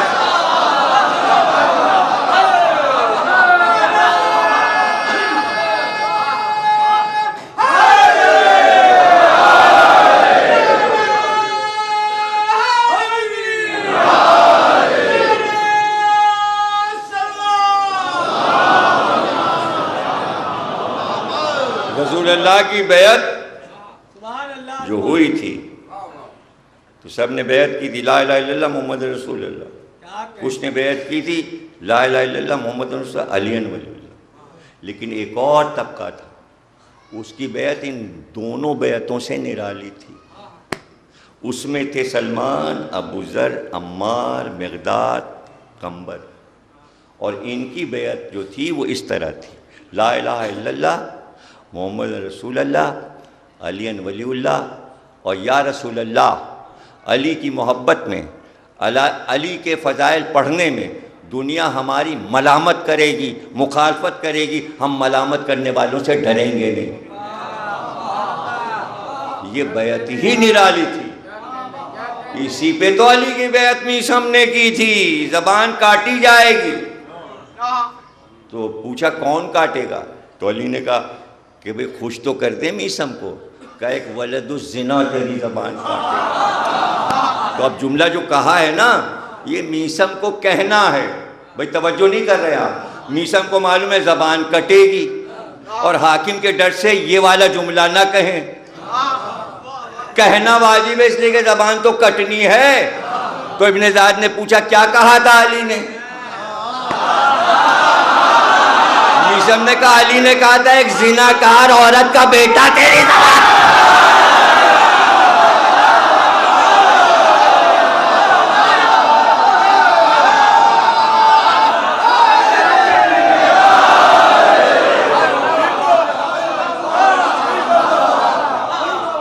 میں تو علی کو جھوٹا کر دوں گا, تیری زبان نہیں کاٹوں گا, ہاتھ پیر کاٹوں گا. کہ جو علی نے کہا ہوگا تو وہی. اور سولی پہ لٹکا دیا گیا, ہاتھ پیر کاٹ کے, اور خون بہہ رہا ہے.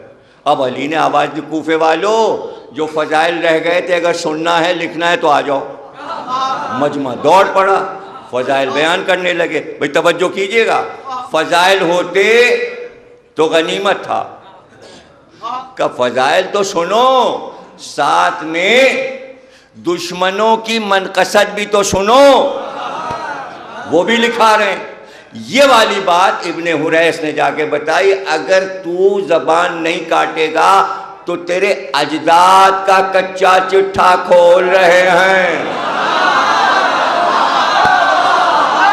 تب کہا جاؤ زبان کاٹ لو, جلاد آیا خنجر لے کر. تو میثم نے کہا جو میں کروں وہی کرنا جا کے اپنے ذات کے ساتھ. قریبا منہ کو گھمایا, سارا تھوک جمع کیا, بولنے کی وجہ سے منہ خشک ہو رہا تھا اس لیے سارا تھوک جمع کیا.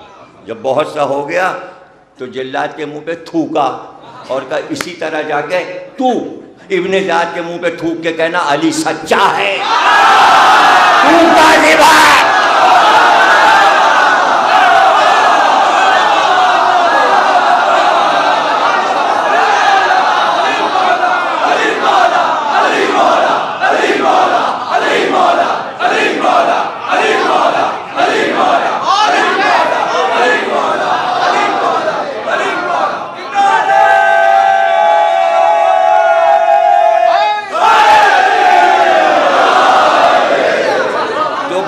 چاہنے والوں کا خیال رکھتے ہیں. اگر میثم کو محبت ہے تو علی کو میثم سے محبت ہے, قنبر کو علی سے محبت ہے تو علی کو قنبر سے محبت ہے, اور اگر لکھنؤ والوں کو علی سے محبت ہے تو علی کو لکھنؤ والوں سے محبت ہے. اس میں جلنے کی کیا بات ہے؟ اپنے اپنے فیصلے جو چاہے کر لیجئے. اگر علی کے آنکھوں کا نور بننا چاہتے ہیں تو بنیے, اور اگر ابن زیاد کی آنکھوں کا نور بننا چاہتے ہیں وہ بنیے. اس میں کوئی جھگڑے وگڑے کی بات تھوڑی ہے. تو بھئی پیار دونوں طرف سے ہوتا ہے, محبت دونوں طرف سے ہوتی ہے, اور کوئی امام ایسا ہمارا نہیں گزرا جس نے اپنے چاہنے والے کا خیال نہ رکھا ہو. امام کا چاہنے والا تھا, دسترخوان پہ ہارون کے بیٹھا ہوا تھا, اور یہ ہندوستان سے پتے اسی زمانے میں ایجاد ہوئے تھے تاش کے, اس کے جادو دکھائے جاتے تھے. ہارون کو یہ جادو پسند آیا تھا تو اس کو بہت وظیفہ دیتا تھا, مجھے بھی یہ تاش کا جادو سکھا. تو وہ سکھا رہا تھا اس کو. تو اس نے کہا ایک علی والے کو ذلیل کرنا ہے, کوئی جادو دکھا.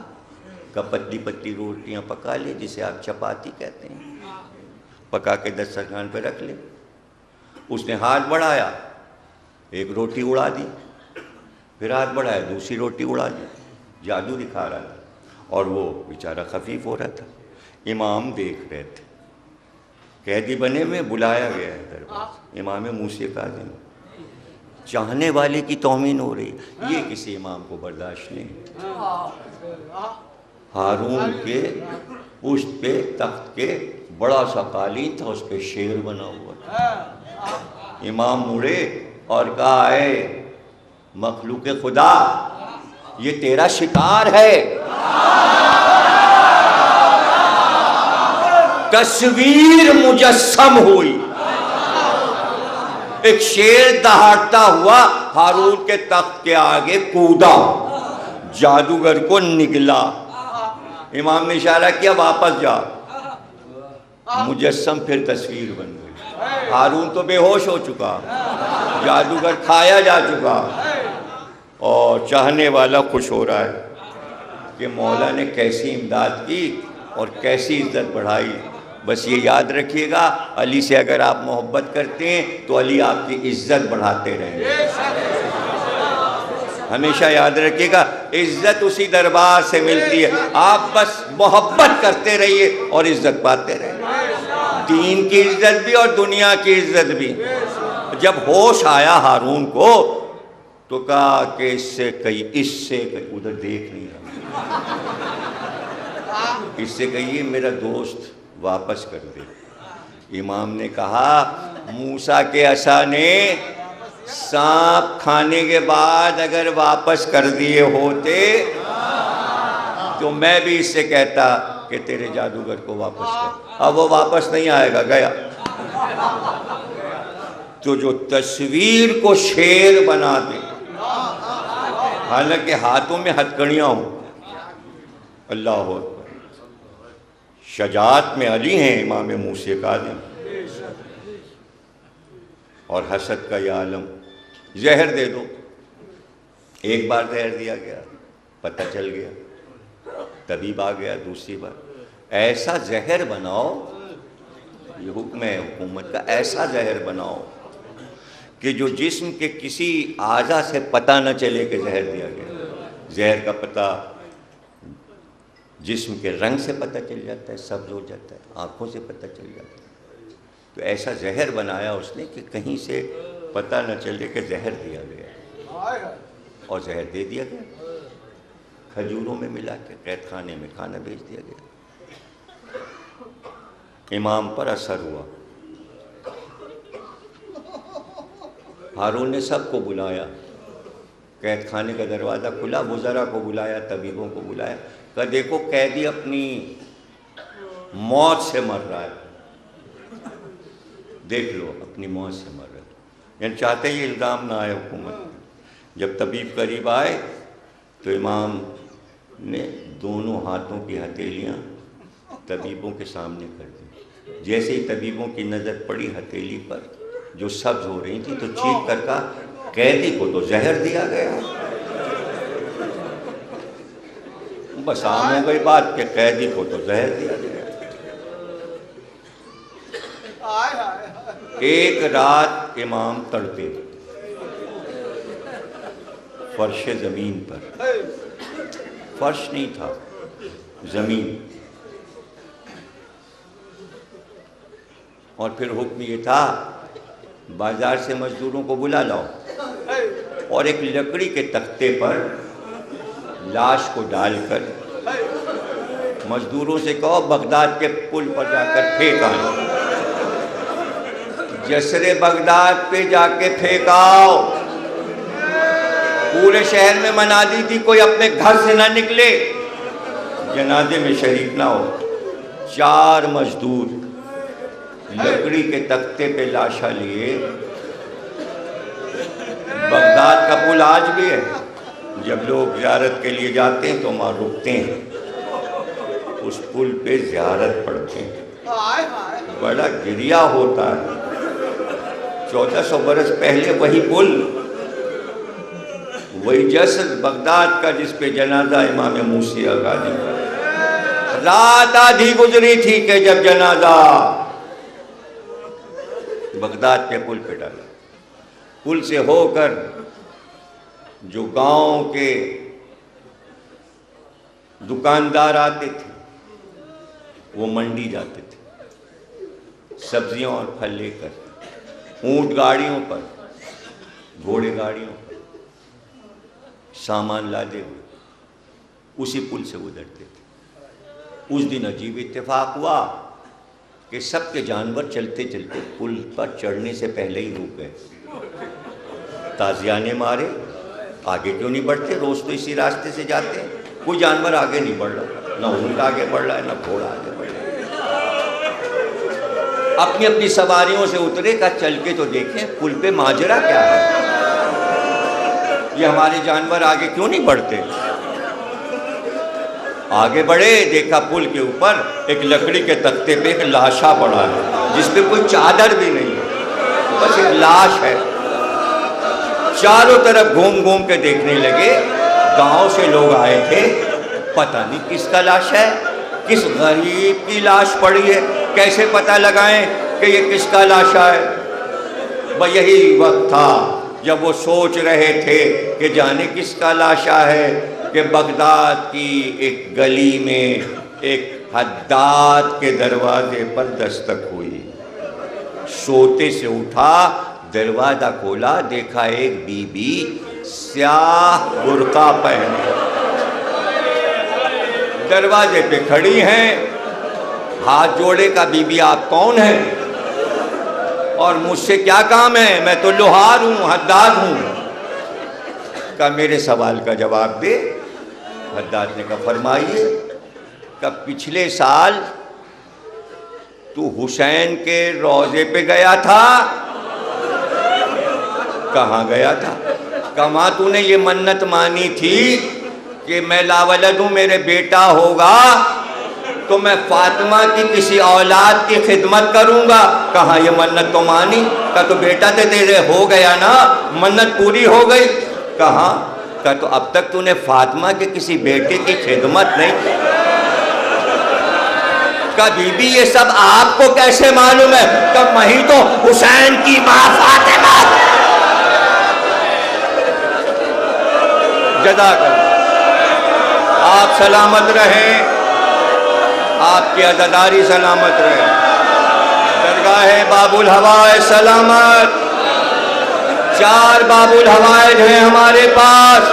ایک شہزادہ علی اصغر باب الحوائج، ایک حضرت عباس باب الحوائج، ایک حضرت مسلم باب الحوائج، ایک موسی کاظم باب الحوائج. کا مطلب یہ دعا رد نہیں ہوتی.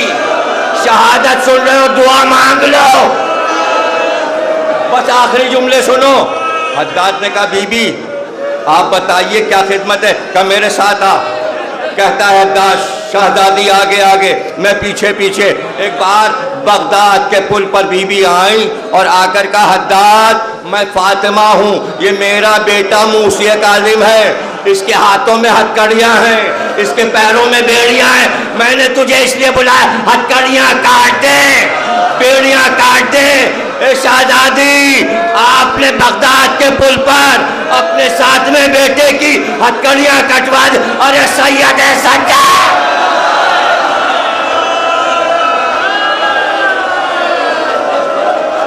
1 سال، ارے صرف ہتھکڑیاں بیڑیاں نہیں، ایک گلے میں خادات تھا.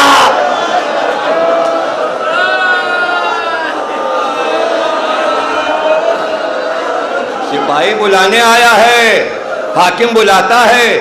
در خیمہ پہ جناب زینب بے قرار لپٹ گئی. سید سجاد کہا پھوپھی اماں میں ہو کر آتا ہوں، صبر کیجئے.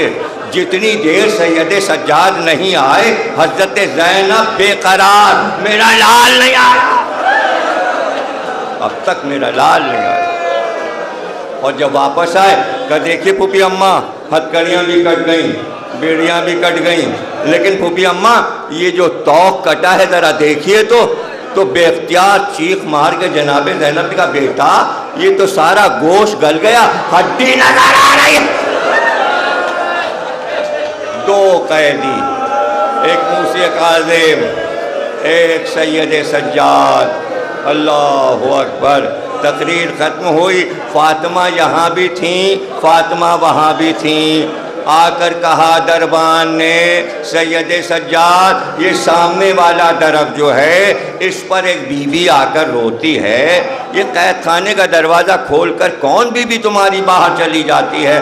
سید سجاد نے کہا تو نے تو قفل ڈالا ہوا ہے، کیسے باہر کوئی جا سکتا ہے؟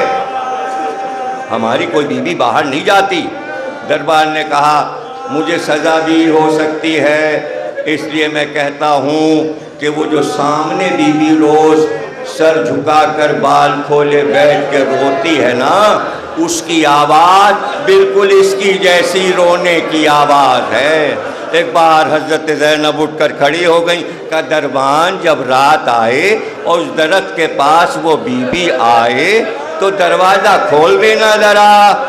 آیا دربان بھاگتا ہوا کہ وہ بی بی دروازے کے نیچے وہاں پر درخت کے پاس روتی ہے کہ میرے لال کا سر یہاں لٹکایا گیا. دروازہ کھلا، حضرت زینب آگے بڑھی. کہ بی بی آپ کون ہے؟ کہ زینب تیری ماں فاطمہ.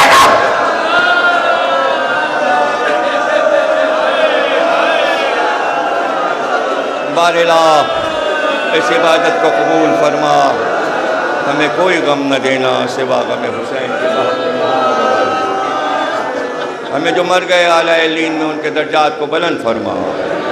پروردگار عالم جو بیمار ہیں انہیں شفا عطا فرما.